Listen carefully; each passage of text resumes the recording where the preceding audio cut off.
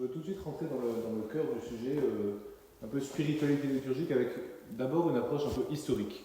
Une approche, en fait, d'histoire de la liturgie pour bien voir comment les choses se sont mises en place petit à petit et pourquoi on a besoin aujourd'hui de peut-être redécouvrir, approfondir cette spiritualité liturgique.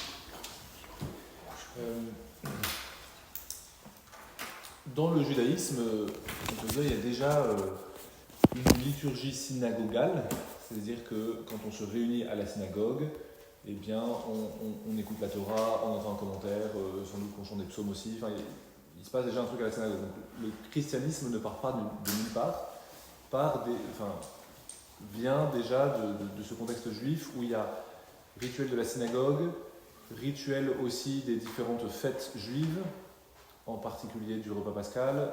Voilà, il y a déjà tout ça. Qu'est-ce que le Christ apporte de nouveau ? Eh bien, le Christ apporte de nouveau l'offrande de son corps et de son sang au cours du repas de la scène. Il introduit un élément nouveau et un élément déterminant qui est que non seulement on fait mémoire de l'Exode, mais là, il offre son corps et son sang. Ce qui fait que, après la résurrection,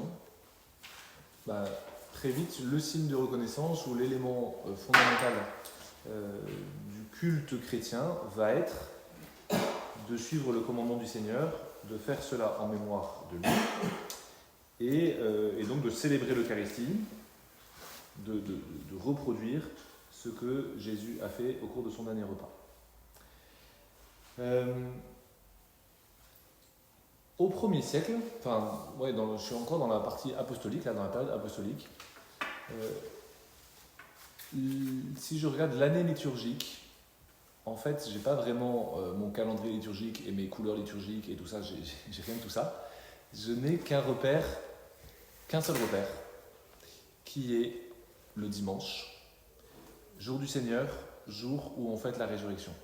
C'est-à-dire que le culte chrétien a comme point de référence la mort et la résurrection du Seigneur. C'est de ça dont on fait mémoire à la messe, à l'Eucharistie, mais donc le point marquant pour les chrétiens, c'est ce premier jour de la semaine, on se réunit pour entendre la parole de Dieu et la fraction du pain au passage.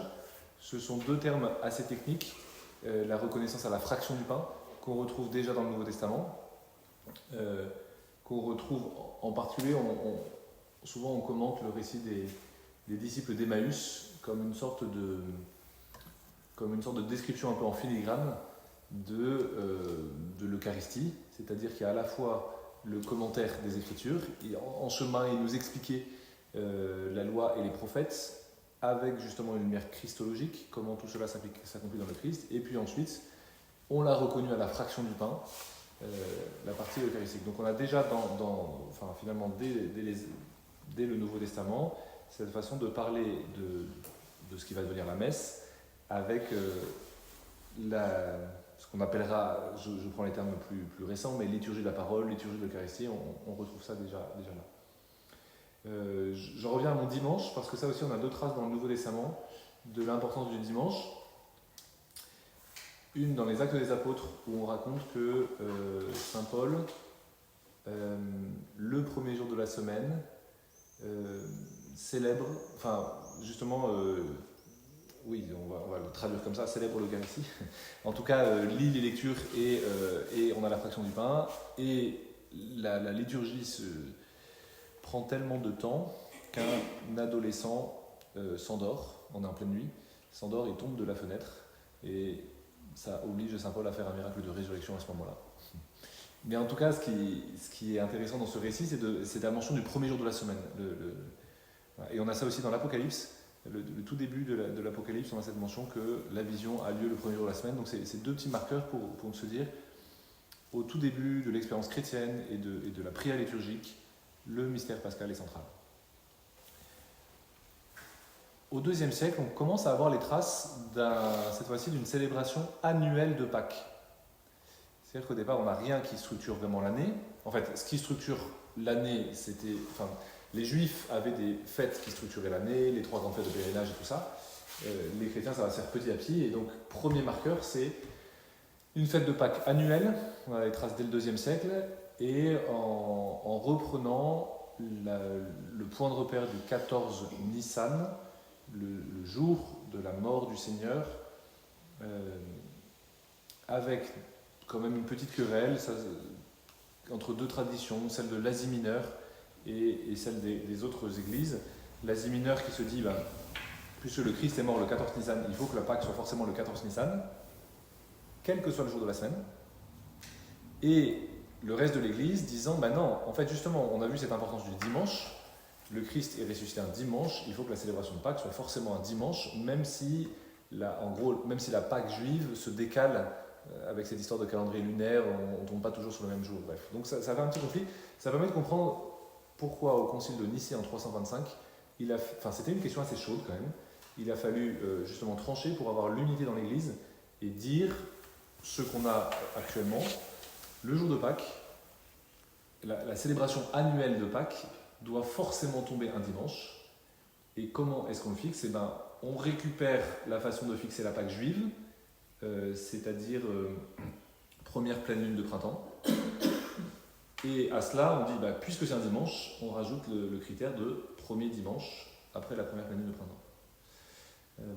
Donc, IIe siècle, on a ce marqueur très fort de la fête de Pâques.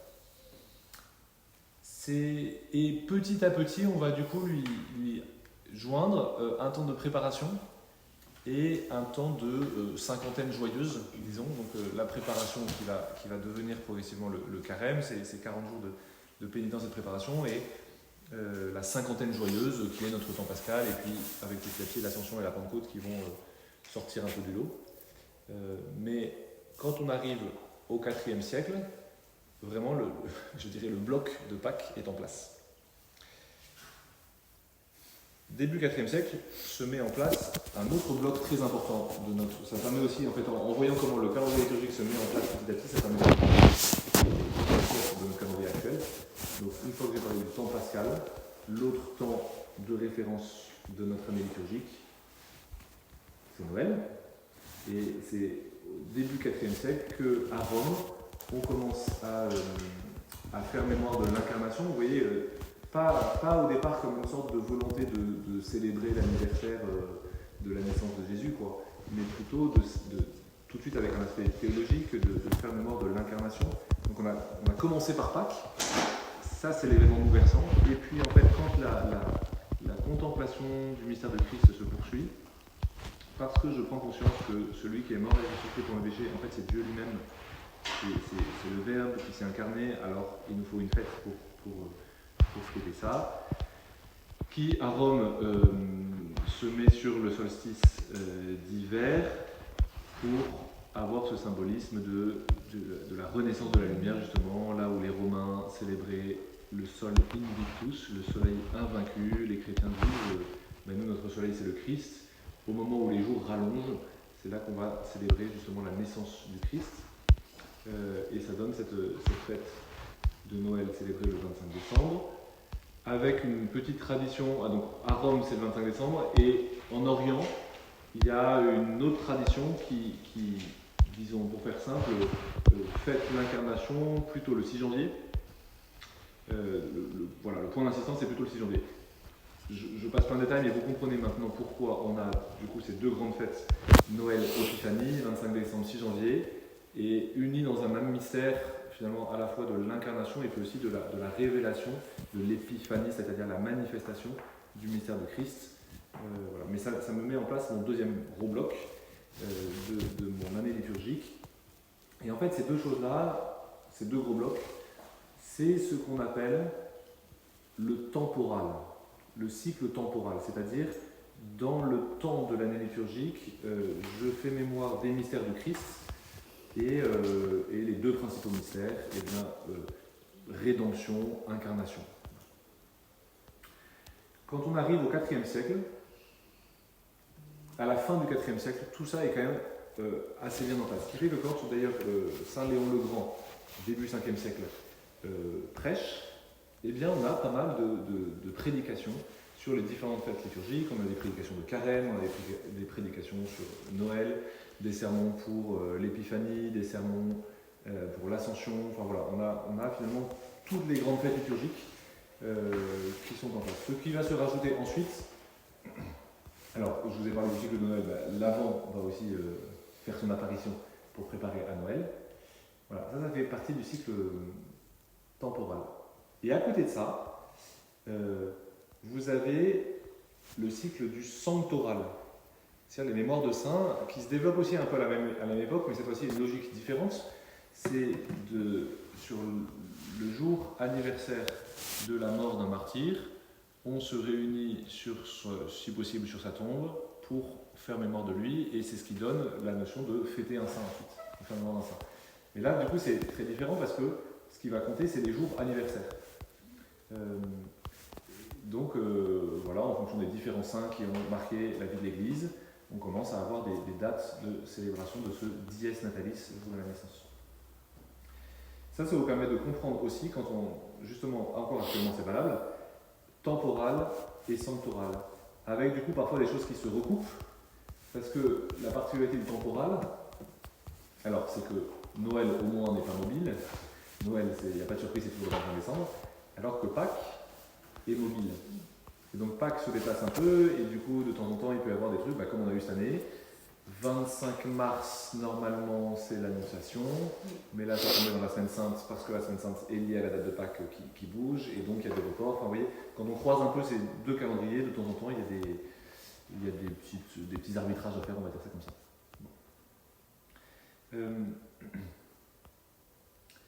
À l'époque, on pourrait dire, je ne sais pas si c'est dans l'apogée de la liturgie, mais en tout cas, c'est cette espèce d'âge d'or, un peu en tout cas des pères de l'Église, et de cette spiritualité liturgique, le fait de convoquer tout le peuple chrétien pour l'action liturgique, c'est-à-dire pour la messe, pour chanter des psaumes, pour écouter les lectures, pour offrir l'Eucharistie, est vraiment une action qui, disons, est une action populaire, est une action où tout le peuple chrétien, enfin voilà, c'est la prière chrétienne. La liturgie, c'est la prière par excellence du peuple chrétien.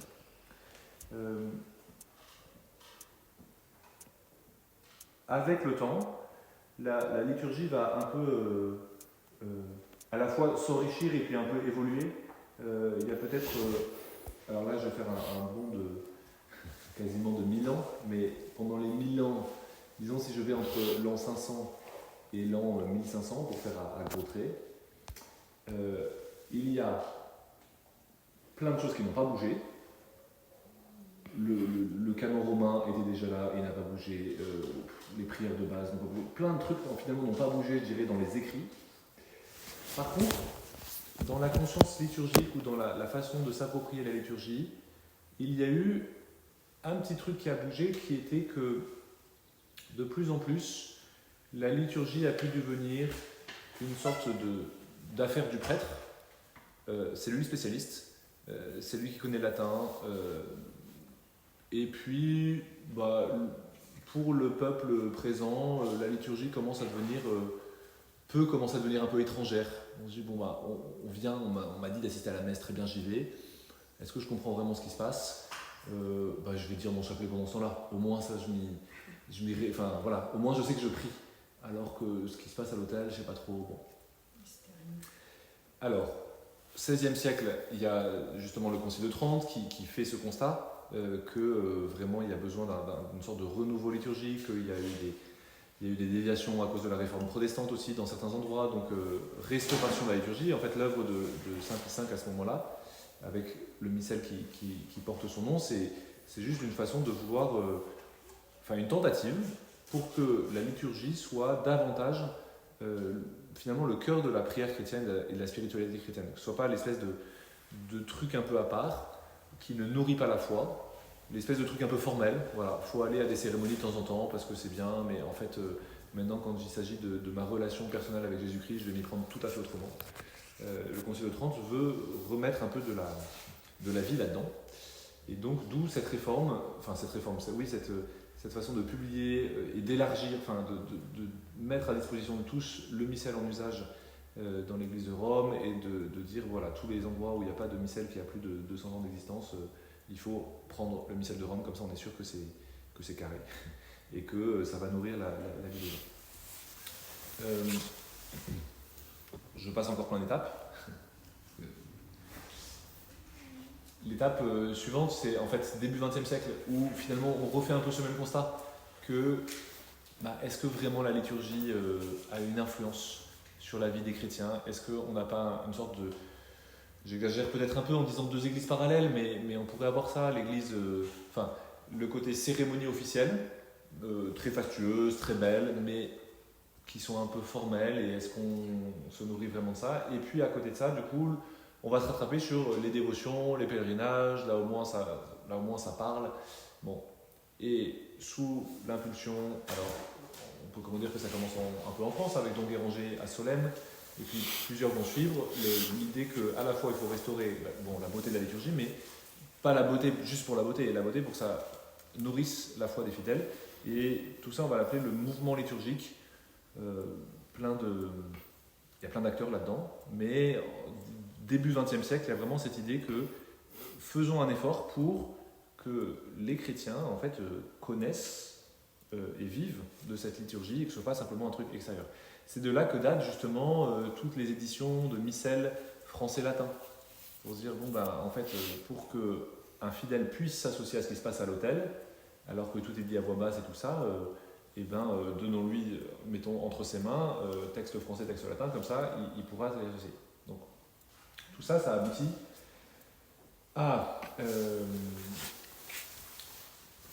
quelques étapes là-dedans. Il y a une encyclique de Pie XII sur la liturgie, justement, Mediator Dei, pour réaffirmer ce principe de base. Il faut que la liturgie soit au cœur de la vie des chrétiens. Et ça aboutit au Concile Vatican II, avec le document, le texte sur la liturgie, Sacrosanctum Concilium, qui a été voté en premier par les pères du Concile. Et c'est même très intéressant, alors je vais essayer de ne pas trop m'y perdre après sur l'histoire de la réforme, parce qu'après il faut qu'on parle vraiment de spiritualité liturgique, mais quand même c'est assez intéressant de se dire que après le Concile, il y a eu une sorte de crise de la liturgie, et souvent on associe cette crise justement au Concile, alors que c'est le point qui a posé le moins de problèmes au Concile.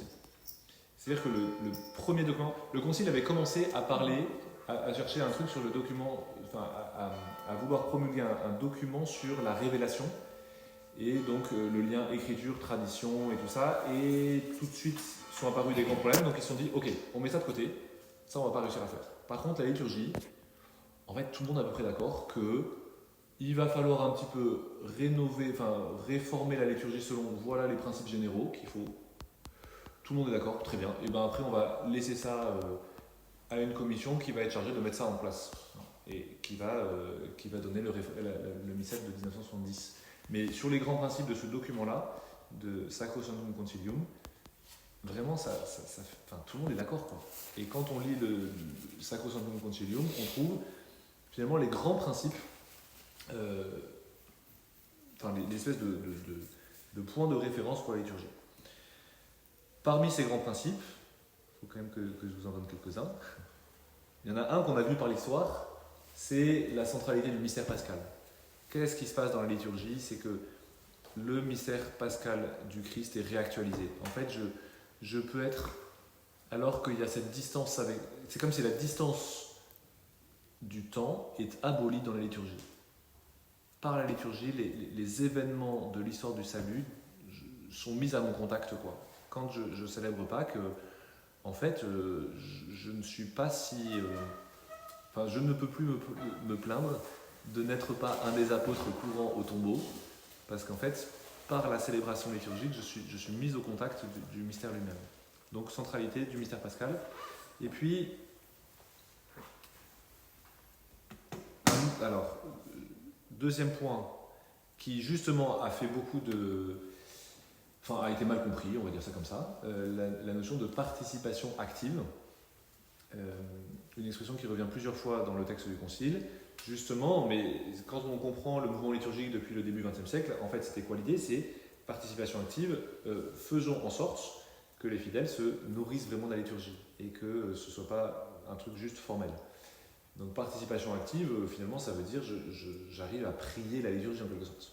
On l'a beaucoup compris comme une sorte d'activisme. Participation active, ça veut dire qu'il faut absolument que je fasse des choses, et donc il faut qu'on distribue des rôles, que tout le monde a un truc à faire, et donc ça a donné parfois des liturgies un peu bizarres. Mais au départ, c'est cette volonté de faire en sorte que chaque fidèle puisse se dire oui, je suis présent à la liturgie, non pas comme un spectateur muet, mais comme un chrétien racheté par le Christ et qui, avec ma dignité de baptisé, offre le culte véritable. Et puis justement, c'est pas dernier, mais le troisième point en tout cas que je veux mentionner là-dessus, sur les points forts de ce document, il y a cette définition de la liturgie qui est donnée au paragraphe 7, et qui est un peu le point central quand on parle de liturgie, il faut toujours revenir à ça, qui dit que, qui commence par parler de tous les modes de présence du Christ dans son Église, et il est là en particulier dans l'action liturgique. Le point de contact que l'Église a avec le Christ, c'est l'action liturgique. On énumère les différents modes de présence et à la fin on arrive à cette phrase: la liturgie est considérée comme l'exercice de la fonction sacerdotale de Jésus-Christ. Exercice de la fonction sacerdotale de Jésus-Christ. Ah oui, en fait, c'est pas d'abord une histoire de cérémonie, c'est pas d'abord une histoire de est-ce que c'est le prêtre ou le laïc qui fait un truc, qui fait quoi. En fait, c'est d'abord Jésus qui agit, quoi. C'est d'abord le Christ prêtre qui s'offre au Père et qui, par son offrande, offre l'humanité, enfin, dans son offrande, porte toute l'humanité. La liturgie, c'est l'exercice de la fonction sacerdotale de Jésus-Christ. Fonction sacerdotale, ça veut dire qu'il est médiateur. S'il est médiateur, ça veut dire qu'il est cette espèce de pont entre Dieu et les hommes. C'est pour ça que le Concile poursuit en disant « exercice dans lequel la sanctification de l'homme est signifiée par des signes sensibles et dans lequel le culte public intégral est exercé par le corps mystique de Jésus-Christ. » C'est-à-dire à la fois, on pourrait dire médiation descendante et ascendante. Donc, c'est l'exercice du Christ prêtre, la liturgie. Médiation descendante, les hommes sont sanctifiés, et cela est signifié par des signes. Et médiation ascendante, c'est le fait qu'on offre à Dieu un culte, le culte véritable, le culte public, intégral, de tout le corps mystique du Christ, le chef et ses membres, c'est-à-dire Jésus et toute son Église. Par conséquent, c'est toujours le Concile Vatican II qui dit ça, par conséquent, toute célébration liturgique en tant qu'œuvre du Christ prêtre et de son corps qui est l'Église est l'action sacrée par excellence dont nulle autre action de l'Église ne peut atteindre l'efficacité au même titre et au même degré. C'est vachement fort ça. Peut-être que justement l'espèce de point de référence presque de la vie spirituelle du chrétien, quoi, c'est la liturgie. Ça ne veut pas dire que ça se limite à ça, bien sûr. Après, il y a toujours les pèlerinages, il y a toujours le chapelet, il y a toujours les dévotions, il y a toujours plein de trucs, hein, bien sûr. Mais oui, il y a une sorte de hiérarchie qui fait qu'au cœur de tout, il y a ce culte public intégral. Bon. Ça, c'était pour balayer un petit peu l'histoire de la liturgie. Je laisse plein de questions de côté, mais je voudrais revenir maintenant sur qu'est-ce que c'est qu'une spiritualité liturgique. Ça veut dire quoi vraiment vivre de la liturgie, s'en imprégner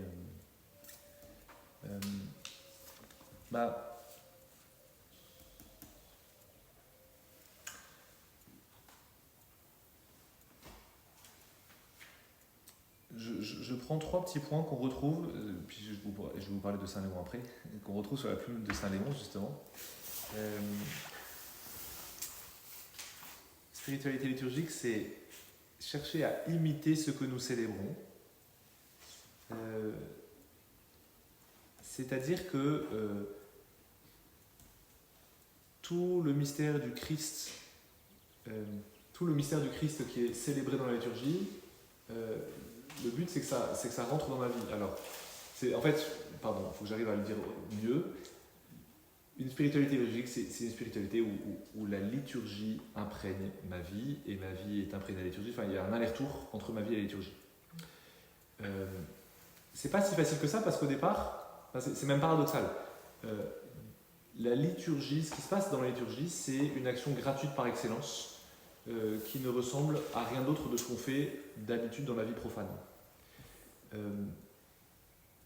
Et pourtant, on y retrouve des choses de la vie de tous les jours, comme chanter, comme manger, comme, comme parler. Enfin, il y a les trucs de la vie de tous les jours, mais dans un cadre sacré. Donc vous voyez, il y a à la fois ce côté, faut assumer que la liturgie soit différente de la vie de tous les jours, parce que sinon on voit pas très bien pourquoi on irait. Enfin, si on va à l'église et qu'on y retrouve, enfin si le dimanche on retrouve à l'église ce qu'on a tous les jours, on voit, tout en retrouvant des choses qui sont connectées à mon quotidien. Pour pas avoir une sorte de vie parallèle, c'est précisément mon quotidien que je viens offrir dans la liturgie. Donc vous voyez, à la fois il y a quelque chose de différent et en même temps de ne pas déconnecter avec ma vie de tous les jours. Sur ce point-là, sur ce point de l'offrande de soi dans la liturgie, je crois que c'est un des marqueurs assez importants de la façon, par exemple, de bien vivre la messe. Quand on a compris que la messe n'est pas simplement l'endroit où Dieu se donne lui-même, enfin bien sûr que c'est ça, mais ça c'est, vous voyez, une médiation descendante, l'homme est sanctifié, le Christ se donne en nourriture. En général, ça on le perçoit assez bien. Mais on a bien souvent oublié la dimension ascendante. L'homme s'offre aussi. Je vais à la messe pour m'offrir moi-même. Vous avez en Romains 12, 1, cette demande de saint Paul de s'offrir en hostie vivante. S'offrir nous-mêmes. Et d'ailleurs, c'est ça la notion de sacerdoce baptismal. Quand parfois on parle du sacerdoce baptismal, on fait plein de confusions en disant bah alors en fait si tous les baptisés sont prêtres, à quoi servent les prêtres bon. Oh, je me suis embarqué dans un truc difficile là, je vais faire ce qui demanderait plus de temps.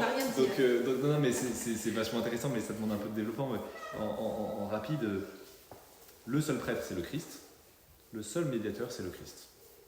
Et ensuite il y a deux façons de participer à ce sacerdoce unique, soit comme baptisé, soit comme prêtre ordonné. Comme baptisé, le baptême m'a uni au Christ, donc ça m'a uni au Christ le prêtre. Donc, le baptisé, il a en effet une sorte de petite dimension sacerdotale dans sa capacité à s'offrir, en fait à tenir sa place dans la liturgie. Et sa place c'est quoi? C'est de s'offrir lui-même en hostie vivante. D'ailleurs dans les petits marqueurs, pour rappeler ça quand même de temps en temps, le fait, vous voyez, de se dire ah ben non, pour pouvoir lire une lecture à la messe, il faut n'être que baptisé. Enfin, il faut être baptisé. Vous voyez, ça arrive parfois à un baptême ou je sais pas quoi, de dire ah est-ce que tonton il peut lire une lecture s'il n'est pas baptisé, non. Pourtant il était très compétent pour lire, vous voyez. Mais ça fait partie, ça permet de prendre conscience que ce qui me permet de participer vraiment à la liturgie, c'est justement ce sacerdoce baptismal, le fait d'être baptisé. Bon. Et le sacerdoce ministériel, le fait d'être ordonné prêtre, c'est une autre modalité de la participation au sacerdoce du Christ pour vraiment tenir la place du Christ, offrant le sacrifice renouvelant son sacrifice de la croix, rendant présent son sacrifice de la croix lors de la messe. Bon. Je me suis embarqué là-dedans pour dire, voilà, offrande de soi-même. Offrande de soi-même à la messe. Souvent on oublie un peu. Ce qui fait que par exemple la messe peut très très bien me nourrir, même si pour différentes raisons je ne peux pas communier ou je ne communie pas. Parfois on s'est tellement habitué à la communion fréquente et à la communion systématique qu'on a l'impression que la messe n'a pas beaucoup de valeur si en fait je ne peux pas communier. Ça arrive parfois dans l'établissement d'avoir des jeunes qui disent ah oui je serais bien allé à la messe mais en fait je sors du déjeuner donc pour le jeûne eucharistique je peux pas. On distingue. Pour le jeûne eucharistique, vous ne pouvez pas communier, mais en soi, pouvoir venir s'offrir à la messe au cours de cette liturgie, ça a quand même du sens. Et ça peut être un petit moyen aussi pour vivre la messe. Il faut quand même que j'arrive dans le concret. Pensez à ça au moment de l'offertoire. Alors je sais bien que souvent c'est aussi le moment de la quête, donc c'est un peu la pause où on se dit « Oh mince, où est mon portefeuille ?» Enfin bref, on a plein d'objets de distraction, et puis c'est le chant d'offertoire. Enfin bref, et pourtant ce moment-là me rappelle cette dimension d'offrande dans la liturgie, s'offrir soi-même. Il a été considérablement réduit aussi, et c'est très frustrant, justement. Alors, la réforme liturgique l'a réduit, c'est vrai, mais a voulu aussi, dans sa façon de penser le truc, remettre aussi en en perspective la dimension d'offrande et de bénédiction, alors récupérant des prières juives, de bénédiction, pour se dire, en fait, à la fois on simplifie, pour bien se dire qu'il y a cette notion d'offrande, quoi. Voilà. Pour remarquer, pour réinsister là-dessus. Le dernier changement là, qui a eu lieu justement à ce moment-là, dans les paroles que l'on dit à ce moment-là, enfin, en tant qu'assemblée, oui. Ça marque aussi d'avoir prier que le Seigneur reçoive. Ouais. Que le Seigneur reçoive de vos mains, tout ça. Exactement. C'est aussi. Exactement. Alors, petite précision quand même là-dessus, ce n'est qu'un changement de traduction française, ça. Oui. Ouais, mais qui nous permet de prendre conscience que depuis toujours, en fait, il y a toujours eu ça. Oui.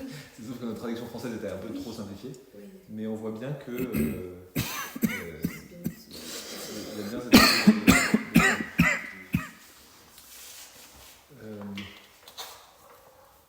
Bon, je vous donne quand même cette petite image qui, je me dis, ça sert beaucoup pour des ados, mais en fait, ça parle aussi pour des adultes, je pense.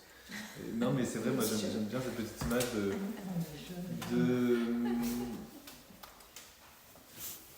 d'un enfant qui veut envoyer de l'aide humanitaire en Ukraine et qui se dit je vais faire plein d'économies, enfin je vais plutôt casser ma tirelire pour acheter des trucs à envoyer en Ukraine et comme ça je fais un super colis. Un tout petit colis plutôt, mais voilà, j'ai dépensé toutes mes économies pour faire mon petit colis. Et maintenant, en fait, mince, comment je l'envoie ? J'ai rien pour la franchir, j'ai pas de timbre, j'ai rien. Comment je vais faire pour le faire parvenir à destination ? Ah, là j'apprends qu'en fait, il y a déjà un avion affrété énorme avec plein d'aides humanitaires pour l'Ukraine. Et évidemment, mon petit colis, il est ridicule par rapport à tout ça. Mais je me dis, super, je vais pouvoir le glisser dans ce grand convoi pour être sûr que ça parvienne à destination. En fait, j'aime beaucoup cette image pour comprendre notre participation au sacrifice du Christ. La grande offrande, le gros avion cargo qui a toute l'aide humanitaire, là, en fait, c'est l'offrande du Christ. Par rapport à l'offrande du Christ, ma petite offrande de ma vie, elle est illusoire, elle est rien du tout. Mais c'est mon offrande, elle est quand même importante. Et donc, à la messe, qu'est-ce que je fais ? Je ne fais que glisser ma petite offrande dans la grande offrande du Christ qui se réalise à l'autel. Et je suis sûr que ça parvient à destination, je suis sûr que ça parvient au Père. Ça, c'était pour cette partie d'offrande, le lien avec ma vie, j'arrive à m'offrir au Christ. Un autre aspect de la spiritualité liturgique, c'est de bien comprendre que je reviens à mon année liturgique. Je vous en ai donné quelques éléments avec comment elle s'est structurée et tout ça. Vivre l'année liturgique, c'est se dire deux choses. Pour chaque fête liturgique, je suis mis au contact du mystère que je célèbre, et donc il y a une sorte de aujourd'hui très important dans la liturgie. Ça revient d'ailleurs pas mal de fois dans des antiennes de psaumes et tout ça. J'ai pas beaucoup parlé de la liturgie des heures, mais tant pis. Il y a des moments où on dit voilà, aujourd'hui le Christ est baptisé. En fait, non, en toute rigueur de terme, c'était plutôt il y a 2000 ans.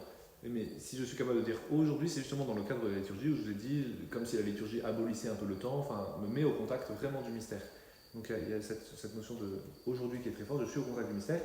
Et puis toute l'année liturgique, c'est très beau de voir que ça me fait contempler le mystère du Christ facette après facette.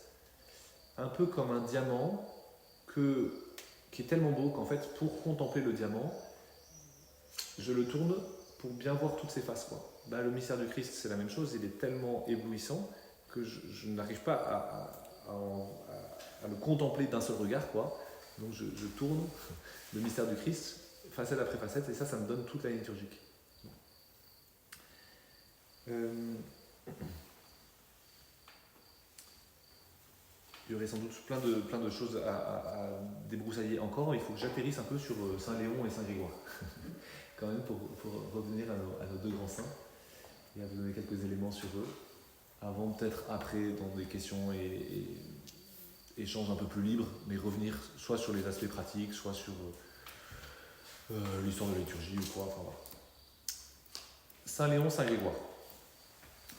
Saint Léon, donc lui il est pape de 440 à 461 et il a marqué l'Église pour Beaucoup de raisons. Alors, pour des raisons dogmatiques déjà, c'est à lui qu'on doit, on pourrait dire, l'espèce de sortie de crise sur la querelle christologique, sur savoir comment on arrive à penser le fait que Dieu est vrai homme et vrai Dieu. Il y avait eu le concile d'Éphèse qui avait dit quelque chose, et puis il y a eu toute une querelle avec Cyril d'Alexandrie en Égypte qui insistait beaucoup sur l'unique nature du Verbe incarné, donc on avait l'impression que la nature divine avait presque absorbé la nature humaine, enfin bon. Et à toutes ces querelles-là, grâce à une lettre majestueuse de Saint Léon,